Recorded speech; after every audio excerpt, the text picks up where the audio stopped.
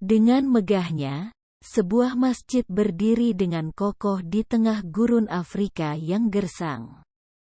Kemegahan masjid ini terletak di Djenné, Mali yang diperkirakan menjadi pusat penyebaran Islam. Di balik kemegahan masjid di Djenné, muncul sebuah nama yang dikenal hampir di seluruh dunia.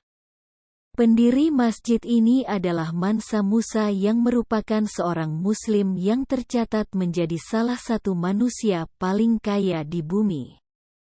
Catatan kontemporer tentang kekayaan Musa begitu luar biasa, hingga hampir tidak mungkin untuk merasakan betapa kaya dan kuatnya dia sebenarnya.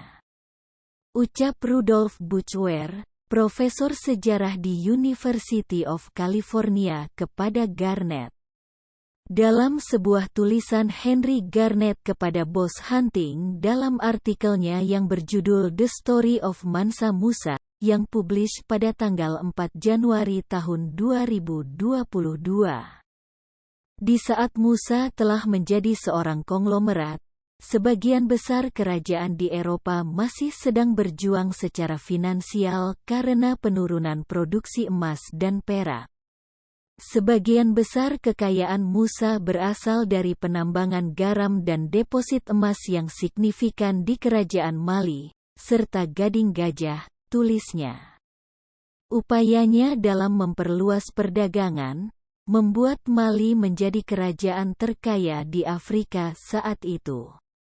Pada saat menunaikan haji ke Tanah Suci, ia berangkat bersama 1.000 pengiring, 100 unta yang masing-masing memuat 136 kg emas, pemusik pribadi, dan 500 budak yang membawa tongkat emas. Bahkan menurut Rudolf, di sepanjang perjalanan, ia menyebarkan berita kekayaannya ke seluruh daratan Mediterania. Dengan membagi-bagikan emas yang ia bawa kepada seluruh sahaya yang ia temui selama perjalanan. Saat singgah di Kairo, ia memberikan begitu banyak emas kepada orang miskin dan kelaparan di sana, sehingga menyebabkan inflasi massal di Mesir yang berlangsung selama 12 tahun setelahnya. Setelah perjalanan spiritualnya ke Tanah Suci, ia kembali lagi untuk membangun peradabannya sendiri.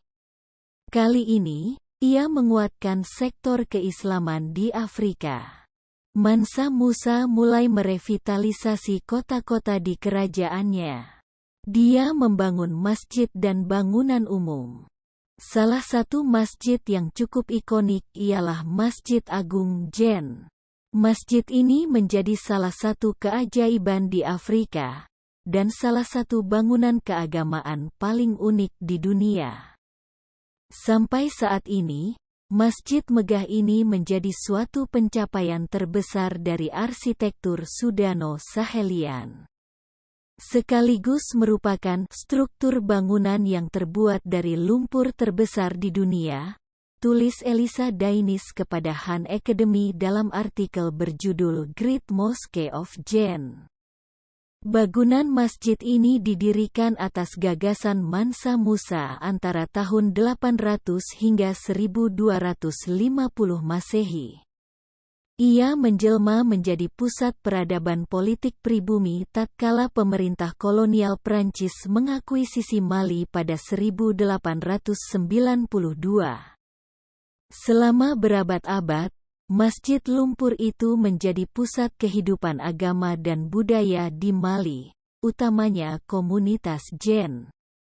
Di sana juga jadi tempat terselenggaranya festival tahunan unik yang disebut Crépissage de la Grande Mosquée. Secara terus-menerus masjid ini dipugar dan dipertahankan bentuk otentiknya. Bentuk arsitektur Djenné yang unik dengan bahan baku lumpur membuatnya sangat rentan terhadap ancaman lingkungan, terutama banjir. Diperkirakan masjid ini sempat runtuh sebanyak 2 kali hingga akhirnya dibangun kembali pada tahun 1907 dengan mengikuti bentuk asalnya.